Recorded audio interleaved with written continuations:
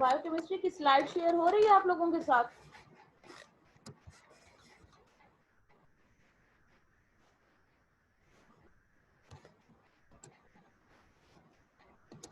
Slide share हो रही है?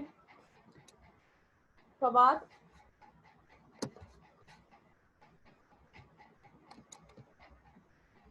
आवाज आ रही है आपको मेरी?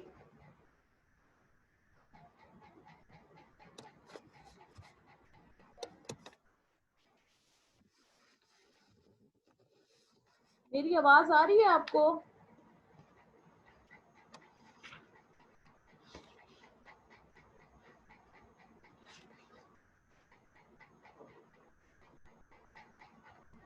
आवाज आ रही है आपको?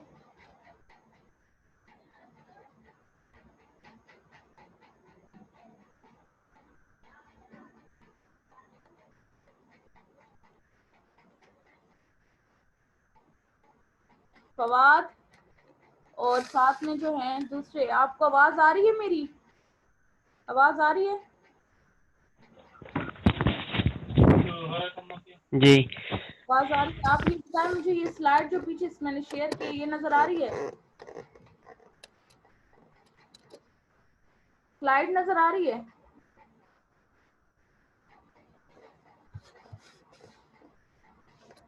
बायोकेमिस्ट्री की स्लाइड नजर आ रही है आपको?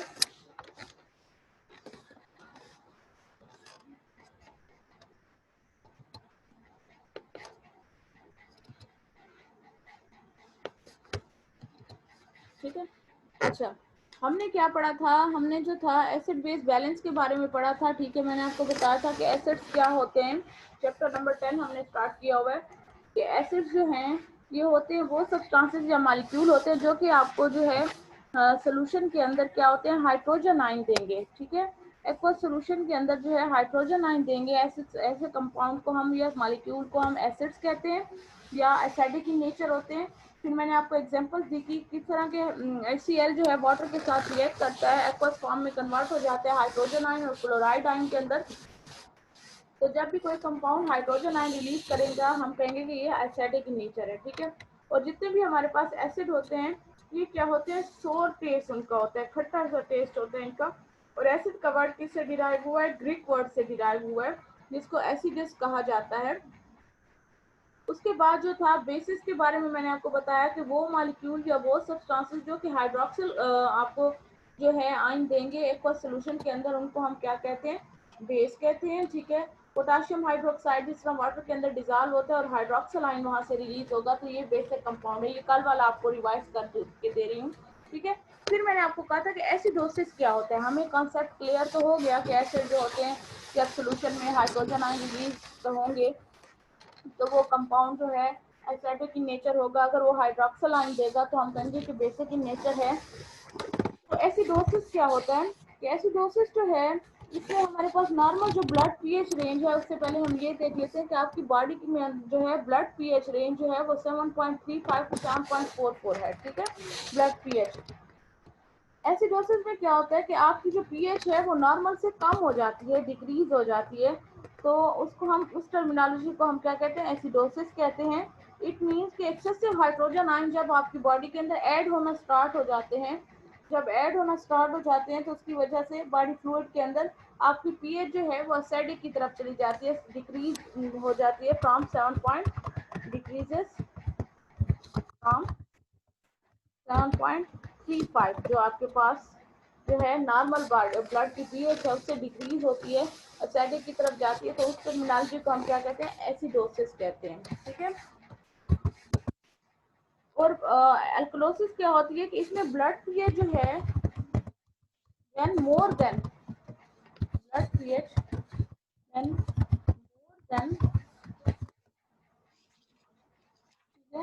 मोर देन 7.4 होगी तो हम इस टर्म को क्या कहेंगे? अल्कलोसिस कहेंगे। More than 7.4 is called अल्कोलोसिस।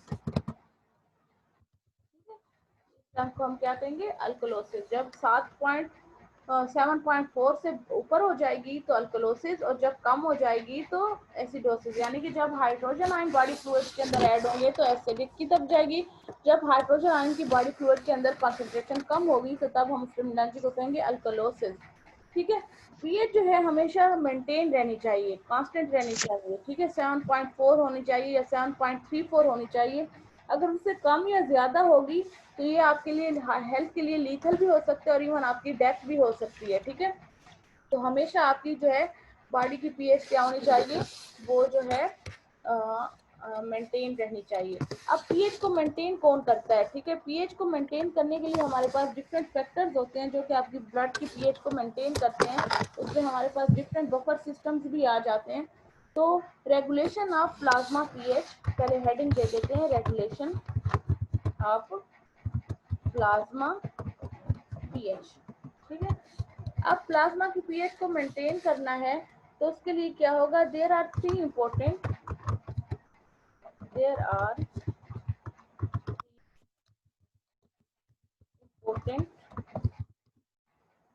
ठीक है mechanism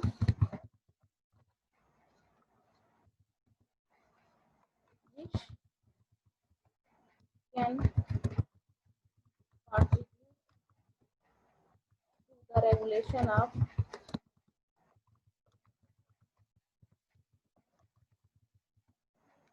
the plasma pH at constant value। ठीक है, आपकी प्लाज्मा पीएच को कांस्टेंट वैल्यू पे क्या कर देते हैं? रेगुलेट करते हैं। ठीक है, वो कौन कौन सी जो है मैकेनिज्म है? एक तो सब नंबर 1 है बफर सिस्टम। ठीक है, बफर सिस्टम जो है आपकी बॉडी की पीएच को मेंटेन करता है। दूसरा रेस्पिरेटरी। ठीक है, रिस्पिरेटरी रेगुलेशन, लंग्स के थ्रू जो है आपका जो है ब्लड पीएच जो है रेगुलेट होगी। दूसरा है रीनल रेगुलेशन, किडनी भी आप बहुत अहम रोल प्ले करती है आपकी बॉडी की पीएच को रेगुलेट करने में। ठीक है, रेगुलेशन।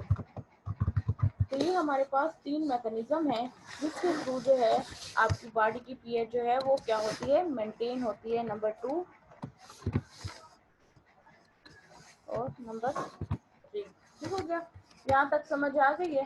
आगे जाते हैं कि अब बफर सिस्टम क्या होता है और बफर रेगुलेशन किसे कहते हैं। ठीक है, बहुत अहम है पेपर पॉइंट ऑफ व्यू से भी buffer system.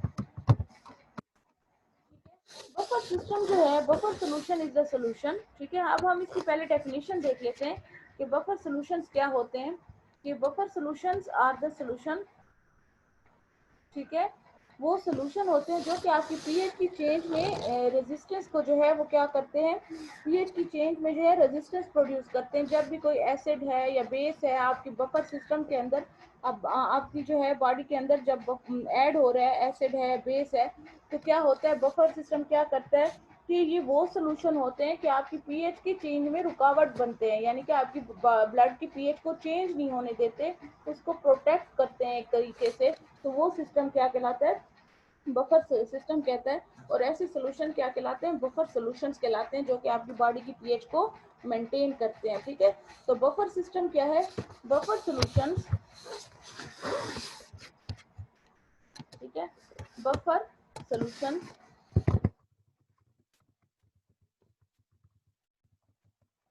Is buffer solution is the solution. ठीक है, ऐसा सोल्यूशन होता है विच कैन रेजिस्ट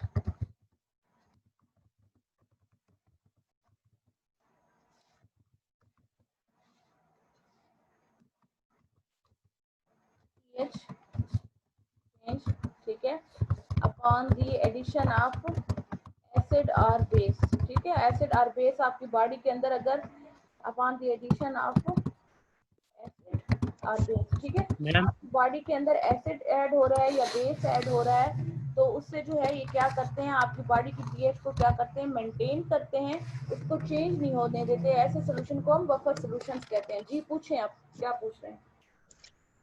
मैम ये लिखा हुआ है बस, जो पॉइंट हो फिर आप बताएं। ठीक है, यानी कि जो लिखा हुआ है वो ना लिखो, उनके लिए लिखती हूँ जिनके पास बुक्स नहीं होती।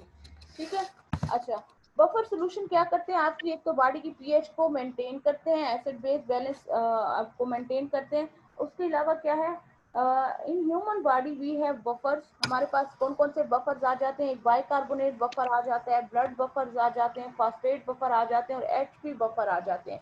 ये बफर क्या होते हैं आपकी जो है ब्लड की पीएच को मेंटेन करते हैं। फास्फेट बफर है, ठीक है, जो कि हेल्प करते हैं आपकी बॉडी की पीएच को मेंटेन करने में। ब्लड बफर्स हैं, ठीक है,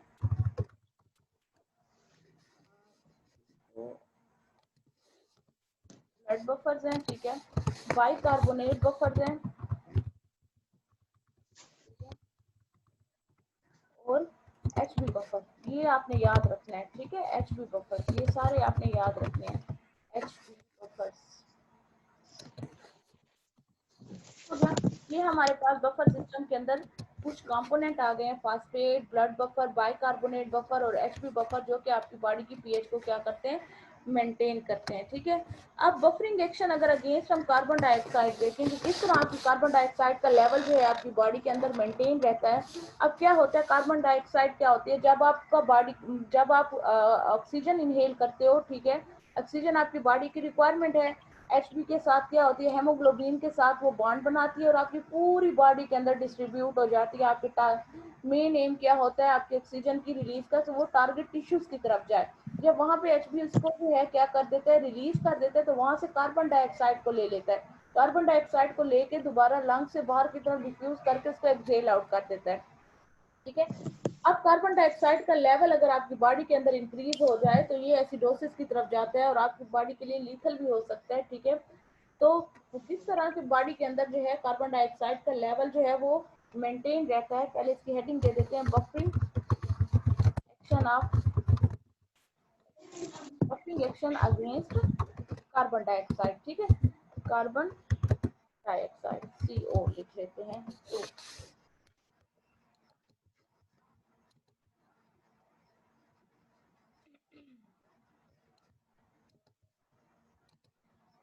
ठीक है, तो ये हो गया कार्बन डाइऑक्साइड का buffering action against carbon dioxide.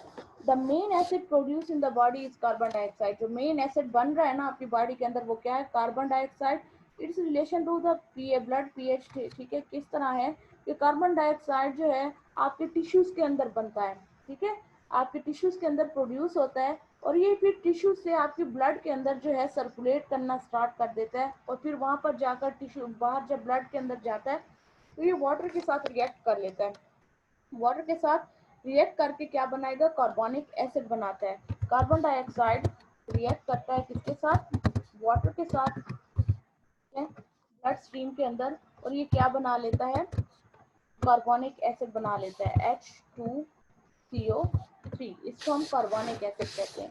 अब ये कार्बोनिक एसिड क्या करता है, इन टर्म जो है ये हाईली एक्टिव कंपाउंड है कार्बोनिक एसिड, और ये फौरन डिसोसिएट हो जाता है हाइड्रोजन आयन में, ठीक है, हाइड्रोजन आयन लिख देते हैं इधर, पॉजिटिव आयन होता है, ठीक है। तो आयन ये ब्रैकेट में लिख देते हैं, साथ में क्या रिलीज होता है, प्लस में आपके साथ बाइकार्बोनेट आयन, ठीक है। तो ये आपके पास जो है क्या बनेगा, आयन की फॉर्म में होगा। ये भी आपकी बुक के अंदर मेंशन है, बस वो मैं नहीं कर रही, ठीक है। तो कार्बन डाइऑक्साइड क्या होता है, जब आपकी जो है कहाँ से जाएगा, टिश्यूज में जब बनता है, उसके बाद जब ये जाता है आपकी ब्लड स्ट्रीम के अंदर, तो वहां पे ये क्या करता है, रिएक्ट कर लेता है किसके साथ, वाटर के साथ, और क्या बना देता है, कार्बोनिक एसिड बना देता है, ठीक है। अब ये जो कार्बोनिक एसिड है ये हाईली एक्टिव कंपाउंड है और ये फौरन डिसोसिएट हो जाता है किसमें, हाइड्रोजन आयन के अंदर, और ठीक है, हाइड्रोजन आयन के अंदर और कार्बोनिक आयन के अंदर, कार्बोनेट आयन के अंदर, ठीक है। तो ये हमारे पास जो है इसका रिएक्शन हो गया। तो अब ये क्या करते हैं बाइकार्बोनेट आयन, ये बाइकार्बोनेट आयन जो है आपकी प्लाज्मा में जाएंगे और वहां से जो है क्लोरीन के साथ को ट्रांसपोर्ट ये एक्सचेंज हो जाते हैं, ठीक है। ये जो बाइकार्बोनेट आयन पड़े हुए हैं ये कहाँ जाते हैं, आपकी ब्लड प्लाज्मा के थ्रू जो है ये क्या होते हैं, bicarbonate ion go out in the plasma, ठीक है। वहां पर जो क्लोराइड आयंस पड़े हुए हैं उनके साथ प्लाज्मा में in order to maintain neutrality, ठीक है, आपकी न्यूट्रलाइजेशन करने के लिए पीएच को या आपकी जो बैलेंस को मेंटेन करने के लिए ये क्लोरीन के साथ प्लाज्मा में एक्सचेंज हो जाते हैं, ठीक है। अब हाइड्रोजन आयन जो है जो बच्चा है, जो हाइड्रोजन आयन मैंने आपको स्टार्ट में बताया कि एसिडिक कंपाउंड क्या होते हैं, जब भी उनसे हाइड्रोजन आयन रिलीज होगा तो इट मीन्स कि आपकी जो है वो कंपाउंड एसिडिक इन नेचर है। तो बाइकार्बोनेट आयन जैसे डिसोसिएट हो रहा है, कार्बनिक एसिड डिसोसिएट हो रहा है, आपको हाइड्रोजन आयन दे रहा है। ये तो एक्सचेंज हो गया प्लाज्मा के अंदर क्लोरीन के साथ, बचा हमारे पास हाइड्रोजन आयन। हाइड्रोजन आयन को क्या करती है, जो आपकी हेमोग्लोबिन है, डीऑक्सी हेमोग्लोबिन, ठीक है, ये यहाँ पे बफर हो जाता है। Hydrogen ion buffer by deoxyhaemoglobin, वहां पर जो हेमोग्लोबिन होता है वो फौरन से इसके साथ बॉन्ड बना लेता है, ठीक है। बॉन्ड बना के इसको क्या बना लेता है, इसको दोबारा आपकी किसकी तरफ लेके जाता है, पीएच को रेगुलेट कर देता है, यानी कि आपकी पीएच को एसिडिक होने से बचाता है। जो हम पढ़ रहे थे कि एचबी बफर जो है हमारी बॉडी के अंदर मेन बफर है, जो कि आपकी बॉडी के अंदर एसिड बेस बैलेंस को मेंटेन करता है। तो एचबी यहाँ पर हाइड्रोजन आयन के साथ बॉन्ड बना लेगा, ठीक है, और आपकी पीएच को क्या कर देगा, रेगुलेट कर देगा या मेंटेन कर देगा। In this way hydrogen ion are not allowed to change the pH, यानी कि जब ये बॉन्ड बना लेता है हेमोग्लोबिन के साथ तो उसके बाद जो है आपका हाइड्रोजन आयन आपकी ब्लड की पीएच को क्या है, चेंज नहीं कर सकता, ठीक है। तो इस तरह आपका जो है बफर सिस्टम जो है, ये फर्स्ट लाइन आपके पास जो होती है डिफेंस होती है, जो कि आपकी बॉडी के अंदर एसिड बेस बैलेंस को मेंटेन करती है। समझ आ गई है इसकी, समझ आ गई है इसकी, जी मैम। सबको आ गई है, जी ठीक है। जी यहाँ पे फिर क्या है, आपकी बॉडी के अंदर जैसे हाइड्रोजन आयन बनेगा, हाइड्रोजन आयन हेमोग्लोबिन के साथ बॉन्ड बना के फिर वो आपका पूरा का पूरा एचबी जो है वो आपका एसिड बेस बैलेंस जो है वो क्या हो जाता है, मेंटेन हो जाता है। ये हमारे पास हो गया buffering action against carbon dioxide. उसके बाद आपके पास नंबर 2 आ रहा है बफरिंग, ये यहाँ पे दूसरा हमारे पास आ रहा है रेगुलेशन ऑफ रिस्पायरेटरी रेगुलेशन, ठीक है। एक तो हमारे पास बफर सिस्टम हो गया, दूसरा हमारे पास आ गया regulatory sorry respiratory system regulation, ठीक है। क्लास स्टार्ट रिस्पायरेटरी रेगुलेशन के अंदर आपके जो लंग्स है वो बहुत अहम प्ले करते हैं रोल ऑफ लंग्स। इसमें हम लंग्स का रोल देखेंगे कि किस तरह वो आपकी बॉडी के अंदर पीएच को मेंटेन करता है। अब रिस्पायरेटरी सेंटर जो होता है, ठीक है, ये पीएच की चेंज को फौरन से रिस्पॉन्ड करता है, ठीक है, और फिर आपका ब्रीथिंग मैकेनिज्म जो है चेंज हो जाता है, ठीक है। इस तरह चेंज हो जाता है आपका ब्रीथिंग मैकेनिज्म कि ज्यादा से ज्यादा कार्बन डाइऑक्साइड आपकी बॉडी से बाहर की तरफ एक्सपेल आउट होना स्टार्ट हो जाती है, बाहर की तरफ निकलना स्टार्ट हो जाती है। लंग्स इस तरह खुद को जो है एडाप्टेशन में लेके जाते हैं कि ज्यादा से ज्यादा कार्बन डाइऑक्साइड जो है आपकी बॉडी के अंदर से एलिमिनेट हो, जितनी बन रही है उतनी जो है आपकी बॉडी से लंग्स से जो है वो एलिमिनेट भी होती रहे। तो ये रिस्पायरेटरी रोल होता है लंग्स का, जो बहुत अहम रोल प्ले करते हैं आपकी बॉडी में एसिड बेस बैलेंस को मेंटेन करने में। अब इसमें पहला क्या है इसका, मेटाबॉलिक एसिडोसिस, ठीक है, पहली हेडिंग इसमें क्या हो रही है, मेटाबॉलिक एसिडोसिस। तो मेटाबॉलिक एसिडोसिस को देख रहे हैं कि लंग्स इसमें क्या करते हैं। In this case the rate of respiration is increase. Metabolic acidosis में क्या होता है कि आपके लंग्स जो हैं आपके रिस्पायरेटरी रेट को क्या कर देते हैं, इंक्रीज कर देते हैं, और उस टर्म को हम क्या कहते हैं, हाइपर वेंटिलेशन, ठीक है, हाइपर वेंटिलेशन में चले जाते हैं आपके लंग्स, ठीक है। This result in the elimination of excessive amount of carbon dioxide from your body, ठीक है। क्या होता है कि जब आपकी बॉडी हाइपर वेंटिलेशन में चली जाती है, आप बहुत ज्यादा तेजी से सांस लेना स्टार्ट कर देते हो। ये क्यों करते हो, क्योंकि आपकी बॉडी के अंदर कार्बन डाइऑक्साइड का लेवल बहुत ज्यादा बढ़ गया है, ठीक है। अब उसको हमने क्या करना है, एक्सेल आउट करना है, बाहर की तरफ निकालना है। तो उसमें लंग्स जो है ये भी बहुत अहम रोल प्ले कर रहे हैं। ये क्या करते हैं कि आपकी जो जितनी भी कार्बन डाइऑक्साइड बन रही है, ठीक है, उसको जो है लंग्स के थ्रू जो है क्या करते हैं, बाहर की तरफ निकालने के लिए, एक्सपेल आउट करने के लिए। अगर उसकी अमाउंट ज्यादा हो गई है कार्बन डाइऑक्साइड की बॉडी के अंदर, तो आपके लंग्स जो है हाइपर वेंटिलेशन में चले जाते हैं, ठीक है। हाइपर वेंटिलेशन में जाते हैं जिसकी वजह से ज्यादा कार्बन जो है डाइऑक्साइड आपकी बॉडी से बाहर की तरफ खारिज हो जाती है, और लेस कार्बन डाइऑक्साइड जो है फिर आपके प्लाज्मा में रह जाती है। There is decrease formation of hydrogen ion concentration and thus the hydrogen move to normal, और आपकी हाइड्रोजन की कंसंट्रेशन क्या हो जाती है, आपकी नॉर्मल की तरफ चली जाती है, ठीक है। और इस तरह मेटाबॉलिक एसिडोसिस जो है वो भी क्या हो जाता है, कम हो जाता है, और आपकी जो है रेगुलेट करते हैं लंग्स। क्या करेंगे, जब कार्बन डाइऑक्साइड ज्यादा बनेगी तो आपके लंग्स जो है हाइपर वेंटिलेशन में चले जाते हैं, ठीक है, और elimination of excessive of carbon dioxide, ज्यादा से ज्यादा कार्बन डाइऑक्साइड को आपकी बॉडी से बाहर की तरफ निकालने लग जाते हैं। जब कार्बन डाइऑक्साइड बाहर जाएगा, जाहिर है कार्बन डाइऑक्साइड फिर वाटर के साथ अवेलेबल ही नहीं होगा इतना कि वो रिएक्ट करे, कार्बोनिक एसिड बनाए और फिर वो हाइड्रोजन आयन में कन्वर्ट करे, तो कम हाइड्रोजन आयन बनेगा। जब हाइड्रोजन आयन कम बनेगा तो इट मींस में मेटाबॉलिक एसिडोसिस जो है वो भी नहीं होगी। ठीक है, तो आपकी जो है ये इस तरह एसिड बेस बैलेंस जो है बॉडी के अंदर मेंटेन रहता है। समझ आ गई है इसकी? मेटाबॉलिक समझ आई है?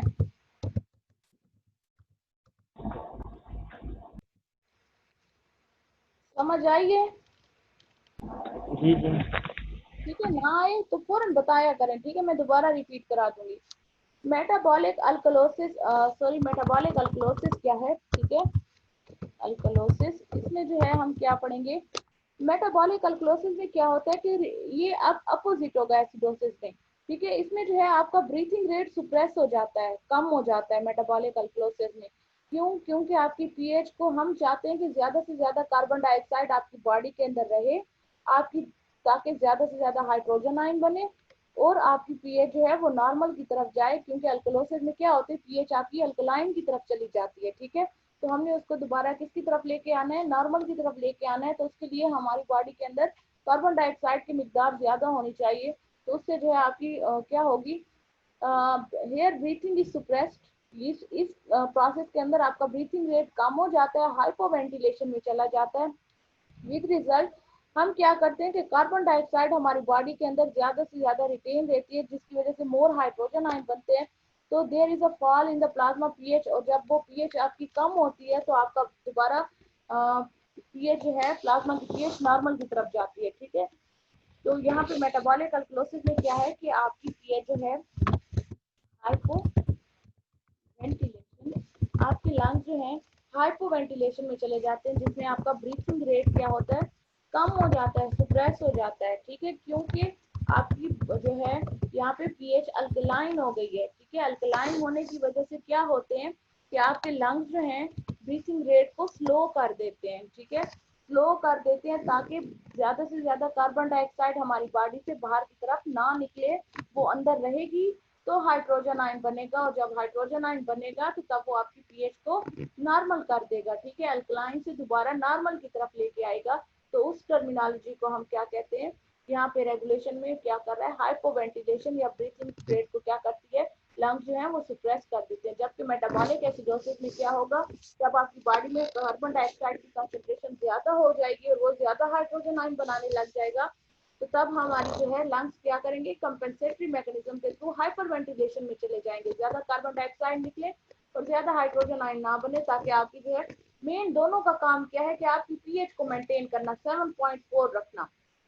ठीक है, चाहे वो आपकी बॉडी के अंदर कार्बन डाइऑक्साइड के लेवल को रख के कार्बन डाइऑक्साइड को रिटेन करके नॉर्मल की तरफ ला रहे हैं, या कार्बन डाइऑक्साइड को बाहर की तरफ एक्सहेल करके नॉर्मल की तरफ ला रहे हैं, डिपेंड करता है कि नेचर क्या हो गई है ब्लड की। आपकी पीएच अगर एसिडिक हो रही है, बहुत ज्यादा आपकी एसिडिक की तरफ जा रही है, तो कार्बन डाइऑक्साइड को बाहर की तरफ लंग्स निकालने लग जाते हैं, में चले जाते हैं। अगर आपकी बॉडी के अंदर जो है आपकी पीएच बेसिक की तरफ जा रही है, तो वो कार्बन डाइऑक्साइड को रिटेन करने लग जाते हैं, रखने लग जाते हैं, ताकि ज्यादा से ज्यादा कार्बन डाइऑक्साइड बाहर ना जाए, हाइड्रोजन आयन ज्यादा बने, ताकि दोबारा बैक टूवर्ड नॉर्मल आ जाए हमारी पीएच। तो इस वजह से जो है आपके लंग्स जो है बहुत अहम रोल प्ले करते हैं आपकी बॉडी के अंदर, आपकी रिस्पायरेटरी रेगुलेशन के तौर पे। ठीक है, यहाँ तक समझ आ गई आपको?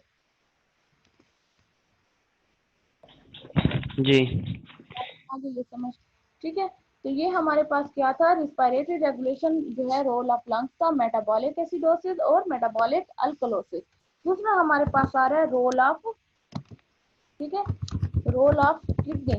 आपकी किडनीज का क्या रोल है? ठीक है, किडनीज क्या काम करती है और किस तरह रीनल रेगुलेशन जो है वो अहम रोल प्ले करता है, ठीक है, आपकी बॉडी के अंदर पीएच को मेंटेन करने में। पहले हमने ब्लड का पढ़ा, ठीक है, फिर हमने लंग्स के बारे में पढ़ा, ठीक है, फिर हमने क्या पढ़ा, अब किडनीज के बारे में पढ़ेंगे, किडनी आपकी किस तरह बॉडी के अंदर एसिड बेस बैलेंस को मेंटेन करती है।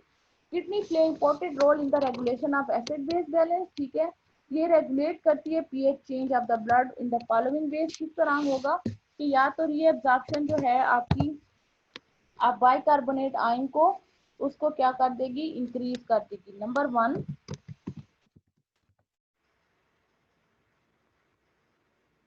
रीअब्जॉर्प्शन ऑफ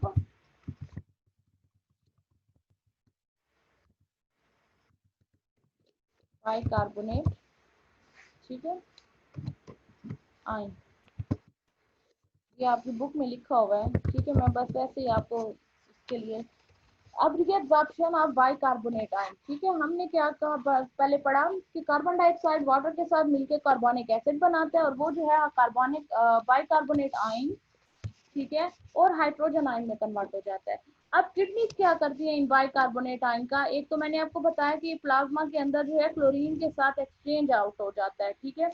अब रीअब्जॉर्प्शन ऑफ बाइकार्बोनेट किस तरह होगी कि अगर एसिडोसिस है, इन केस ऑफ एसिडोसिस, ठीक है, आपका जो है रीअब्जॉर्प्शन जो है बाइकार्बोनेट आयन की वो इंक्रीज हो जाती है, ठीक है, और इसकी एक्सक्रीशन डिक्रीज हो जाती है, ठीक है। अगर आपकी बॉडी जो है एसिडोसिस में जा रही है, आपकी बॉडी पीएच जो है वो एसिडिक की तरफ जा रही है, तो आपकी जो है बाइकार्बोनेट की जो है एब्जॉर्प्शन होने लग जाती है, जबकि इसकी एक्सक्रीशन कम हो जाती है बॉडी से, जिसकी वजह से आपकी ब्लड की पीएच जो है वो क्या हो जाती है, बढ़ जाती है, ठीक है। और इन अल्कलोसिस क्या होता है कि आपकी जो है बाइकार्बोनेट की एब्जॉर्प्शन जो है वो डिक्रीज हो जाती है, ठीक है, और आपकी जो है इसकी एक्सक्रीशन रेट जो है वो क्या हो जाता है, इंक्रीज, अपोजिट होगा। एसिडोसिस और अल्कलोसिस में दोनों में अपोजिट होगा, एक में रीअब्जॉर्प्शन ज्यादा हो रही है, एक्सक्रीशन कम हो रही है, उसको हम acidosis, in case of acidosis, ठीक है। और फिर जो है आपका पीएच जो है दोबारा नॉर्मल की तरफ आ जाती है। क्या करती है किडनी कि अगर आपकी बॉडी के अंदर एसिडोसिस हो गया है, आपकी बॉडी की पीएच एसिडिक हो गई है, तो वो जो करेगी, क्या करेगी, बाइकार्बोनेट आयन को एब्जॉर्ब करना स्टार्ट कर देगी और इसकी एक्सक्रीशन रेट को कम कर देगी, जिसकी वजह से आपकी पीएच नॉर्मल की तरफ आ जाएगी, ठीक है। और अगर अल्कलोसिस है तो किडनीज का क्या रोल होगा कि उसकी रीअब्जॉर्प्शन को डिक्रीज कर देंगे बाइकार्बोनेट आयन की, और उसकी जो है एक्सक्रीशन रेट बाहर बाहर की तरफ खारिज करना स्टार्ट कर देंगे, यूरिन की तरफ होगा, यूरिन के थ्रू होगा, तो ये आपकी पीएच दोबारा किसकी तरफ आ जाती है, कम होने लग जाती है, ठीक है। जैसे ये पीएच कम होगी, दोबारा आपका ब्लड जो है पीएच नॉर्मल की तरफ आ जाएगा, ठीक है। अब कंपेंसेटरी मैकेनिज्म क्या हो गया, एसिडोसिस में आपकी किडनी जो है क्या करती है, ज्यादा से ज्यादा आपके बाइकार्बोनेट आयन को एब्जॉर्ब करती है, इसको खारिज नहीं होने देती बॉडी से, ठीक है, एब्जॉर्ब करती है ताकि पीएच को नॉर्मल कर सके। अल्कलोसिस, अगर आपकी पीएच जो है वो बहुत ज्यादा अल्कलाइन हो रही है, बेसिक की तरफ जा रही है, तो फिर आपकी किडनीज क्या करेंगी, ज्यादा से ज्यादा बाइकार्बोनेट आयन को जो है बॉडी से एक्सक्रीट आउट करेंगी और उसका रिएब्जॉर्प्शन रेट को कम कर देंगी, ताकि आपकी पीएच जो है दोबारा बैक टूवर्ड नॉर्मल आए, ठीक है। तो ये था रीनल जो है रेगुलेशन या रोल ऑफ किडनीज जो है क्या है कि वो बाइकार्बोनेट आयन को एक तो रेगुलेशन में बहुत अहम रोल प्ले करती है। दूसरा उनका रोल क्या है, नंबर बी, एक ये हो गया। दूसरा उनका रोल हो गया एसिडिफिकेशन ऑफ यूरिन, ठीक है, एसिडिफिकेशन ऑफ यूरिन। अच्छा, जब एसिडोसिस होता है, मोर फास्फेट आयन जो है आपकी बॉडी से एक्सक्रीट आउट होता है, ठीक है, उसके साथ हाइड्रोजन आयन भी जो है एक्सक्रीट होगा, ताकि आपकी पीएच जो है वो बढ़ जाए, ठीक है। एसिडिफिकेशन क्यों होती है यूरिन की, कि जब आपकी बॉडी के अंदर एसिडोसिस होगा, ब्लड पीएच जो है वो एसिडिक की तरफ जा रही होगी, तो क्या होगा कि आपकी किडनीज के थ्रू ज्यादा से ज्यादा फास्फेट आयंस, ठीक है, और हाइड्रोजन आयन की जो है वो रिमूवल होना स्टार्ट हो जाएगी यूरिन के थ्रू, ताकि आपकी पीएच जो है दोबारा बेसिक की तरफ आए, आपकी पीएच नॉर्मल की तरफ आए, जो कि नॉर्मल हमारे पास कितनी है, 7.35 है या 7.4 है। उसको मेंटेन करने के लिए आपकी जो है अब यूरिन के थ्रू जो है बहुत सारे हाइड्रोजन आयन और फॉस्फेट आयन एलिमिनेट आउट हो जाते हैं।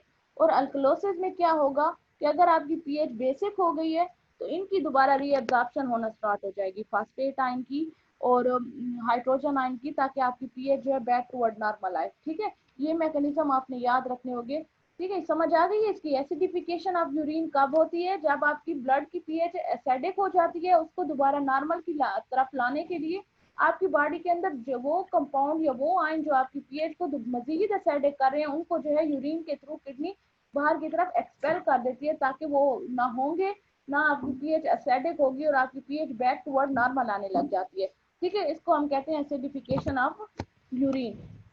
तीसरा क्या है, फॉर्मेशन ऑफ अमोनिया, ठीक है। अब इसमें क्या होता है, एसिडोसिस में क्या होगा, जब एसिडोसिस की टर्म की आपको समझ आ गई है ना, एसिडोसिस वो टर्म होती है जब आपकी पीएच एसिडिक हो रही होती है, ठीक है, आपकी पीएच एसिडिक होगी, और अल्कलाइन के वो जब आपकी पीएच बेसिक की तरफ जा रही होती है, और ना हमें बेसिक चाहिए पीएच, ना हमें एसिडिक चाहिए पीएच, हमें अपनी पीएच नॉर्मल चाहिए, ठीक है। तो उसके लिए क्या होगा कि इन एसिडोसिस जो है आपकी जो है फॉर्मेशन ऑफ अमोनिया जो है मच इंक्रीज, ठीक है, which buffer hydrogen ion and form ammonia which is then excreted in urine। अब एसिडोसिस में क्या होगा कि किडनीज क्या करती हैं, फॉर्मेशन ऑफ यूरिन जो है, ये फॉर्मेशन ऑफ अमोनिया को बढ़ा देते हैं। अमोनिया जितना ज्यादा बनता है, ठीक है, NH3 जितना ज्यादा बनता है, वो क्या करता है, वो हाइड्रोजन आयन को अपने साथ, क्योंकि उसके पास एक बॉन्ड बनाने की कैपेसिटी होती है, तो वो जितने भी हाइड्रोजन आयन होते हैं उनको अपने साथ जो है वो क्या कर लेता है, बॉन्ड बना लेते हैं और NH4 में कन्वर्ट कर देते हैं, अमोनियम आयन में कन्वर्ट कर देता है। तो फिर उसको फिर आपकी यूरिन के थ्रू एक्सपेल आउट कर देते हैं और आपकी पीएच जो है दोबारा जो है नॉर्मल की तरफ आ जाती है, ठीक है। NH3 जो है, ठीक है, NH3 अगर इसको हम देखें कि इसके पास एक कैपेसिटी है और बॉन्ड बनाने की, तो जितना भी हाइड्रोजन आयन है, और हमें पता है कि हाइड्रोजन आयन क्या है, आपकी बॉडी की पीएच को एसिडिक की तरफ लेके जा रहे होते हैं, ठीक है। हाइड्रोजन आयन क्या करते हैं, आपकी जो पीएच है उसको क्या कर रहे हैं, एसिडिक कर रहे हैं। तो हाइड्रोजन के ऊपर हमेशा पॉजिटिव चार्ज होता है, ये भी आपको पता होगा, ठीक है। तो हाइड्रोजन आयन आपकी पीएच को एसिडिक कर रहे हैं, और ये जो अमोनिया है NH3 है, इसके पास कैपेसिटी है एक बॉन्ड बनाने की, ये फौरन इसको इसके साथ बॉन्ड बना लेगा और ये अमोनियम आयन में कन्वर्ट हो जाएगा, किसमें कन्वर्ट हो जाएगा, NH4 के अंदर, ठीक है। NH3 से NH4 में कन्वर्ट हो जाता है, एक हाइड्रोजन आयन इसके साथ ऐड हो जाते हैं, और इसी तरह आपकी यूरिन जो है दोबारा, सॉरी आपकी जो है पीएच जो है दोबारा नॉर्मल की तरफ आ जाती है।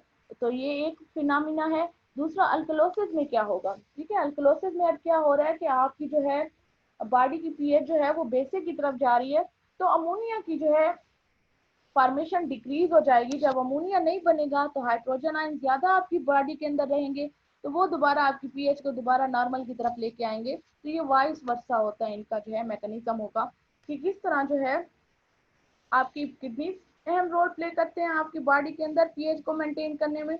लंग्स का क्या रोल है, वो हाइपर वेंटिलेशन में चले जाते हैं या हाइपो वेंटिलेशन में चले जाते हैं, मेन उनका रोल क्या है, आपकी पीएच को नॉर्मल करना। ब्लड का काम क्या है कि बहुत ज्यादा hydrogen ion bicarbonate carbonic acid जो है डिसोसिएट होता है, फौरन से डिजनरेट होता है और हाइड्रोजन आयन रिलीज करता है। और ये जो हाइड्रोजन आयन है इसके साथ H भी आकर अटैच हो जाता है और इसको क्या कर लेता है, इसको दोबारा से रेगुलेट करता है और आपकी पीएच को नॉर्मल की तरफ लेके जाता है। तो ये डिफरेंट आपकी बॉडी के अंदर बफर सिस्टम है, और डिफरेंट मैकेनिज्म के थ्रू ये सारे क्या कर रहे हैं, आपकी सिर्फ ब्लड की पीएच को मेंटेन करने में हेल्प कर रहे हैं, ठीक है।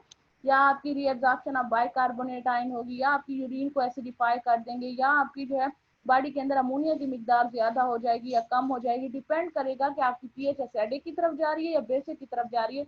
उसी के बिहाफ पे जो है बॉडी के अंदर जो है वो क्या होती है, अडाप्टेशन होगी, और वो उसी के मुताबिक जो है आपकी पीएच को मेंटेन करेंगे। ये आपका नेचुरल मैकेनिज्म है बॉडी का, ठीक है। अल्लाह ताला ने ऐसा रखा है कि आपकी पीएच के अंदर 1 पॉइंट का भी डिफरेंस नहीं आता, वो ब्लड की पीएच मेंटेन रहती है।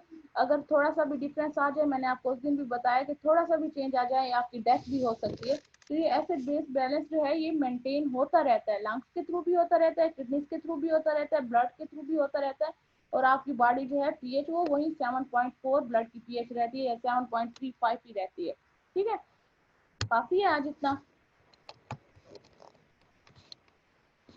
काफी है, जी मैम काफ़ी है। ठीक है, समझ आ गई है इसकी। जी मैम ये रिकॉर्डिंग भेज देना। ये रिकॉर्डिंग मैंने सर को दी हुई है, सर से मैंने बात की, उन्होंने कहा आप स्टूडेंट से कहा करें कि वो मुझसे बात करें, वो अपलोड करेंगे, शायद अभी उनका फिलहाल इरादा नहीं है, आप बात कर लें उनसे, ठीक है सर। ठीक है। सर से बात कर लें, ठीक सर है के पास रिकॉर्डिंग्स हैं, आप उनसे बात कर लें, ठीक है। फिर ये क्लास एंड करते हैं, ठीक है, वैसे भी 2 मिनट रह गए हैं, तो कल इंशाल्लाह दोबारा यहीं से कंटिन्यू करेंगे। जिसको समझ ना आए पढ़ लें आप लोग, कल मुझसे दोबारा पूछ लें, ठीक है। मैम ये जितना पढ़ा है इसमें शॉर्ट क्वेश्चन कोई इम्पोर्टेंट है हाँ MCQ? जी, ये शार्ट क्वेश्चन है, इसमें बफर सिस्टम, ये जो है बफर रेगुलरिटी सिस्टम जो है, buffer action against carbon dioxide, आपका लंग्स का रोल, किडनी का, ये लॉन्ग क्वेश्चन आता है। ठीक है मैम। ब्लड प्लाज्मा पेपर, इसलिए मैं कह रही थी आपको ये लाजमी आपने याद रखना है, ठीक है। रेगुलेशन ऑफ ठीक प्लाज्मा पीएच, ये जो 3 मैकेनिज्म के थ्रू हो रही है, बफर सिस्टम के थ्रू, रिस्पायरेटरी रेगुलेशन और रीनल रेगुलेशन, ये सारे इंपॉर्टेंट है, ये पेपर में आता है ठीक क्वेश्चन, ठीक है, ये याद करना है आपको। ठीक है